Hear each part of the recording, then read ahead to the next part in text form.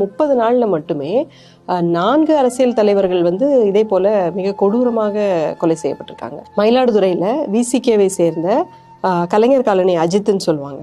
அவங்களும் இதே மாதிரி தான் வெட்டி கொண்டிருக்காங்க. சுசைநாதன் அப்படின்னு சொல்லிட்டு அவருமே விசிகே கட்சியை சேர்ந்தவர், கள்ளக்குறிச்சி மாவட்டத்தை சேர்ந்தவர். அவங்கள நெருப்பு ஊற்றி எரித்து கொலை செய்திருக்கிறாங்க. இப்போ 2-3 நாளைக்கு முன்னாடி மயிலாடுதுறையில் ராஜேஷ்னு சொல்லிட்டு மீண்டும் விசிகேவை சேர்ந்தவர், அவருமே இதே போல வெட்டி கொலை செய்யப்பட்டிருக்காரு. 1 மந்த் முன்னாடி தீபக் பாண்டியன் கொலை செய்யப்பட்டிருக்காங்க திருநெல்வேலியில். ஸோ அவங்களும் இதே மாதிரி ஹோட்டல் வாசல்ல வெட்டி கொலை செய்யப்பட்டிருக்காங்க. ஸோ அந்த அளவுக்கு முக்கியமான தலித் தலைவர்கள்னு சொல்லக்கூடிய இவங்க எல்லாமே இந்த ஒரு மாசத்துல ஆம்ஸ்ட்ராங் அண்ணனோட சேர்த்து பார்த்தீங்கன்னா 5 பேர் இறந்து போயிருக்கிறாங்க. இந்த மாதிரி நமக்கு இதுக்கு முன்னாடி எப்போ நடந்ததுன்னு எனக்கு தெரியல. ஒரு சுதந்திர இந்தியாவில் இந்த மாதிரி ஒரு 30 நாள்ல 5 அரசியல் தலைவர்கள்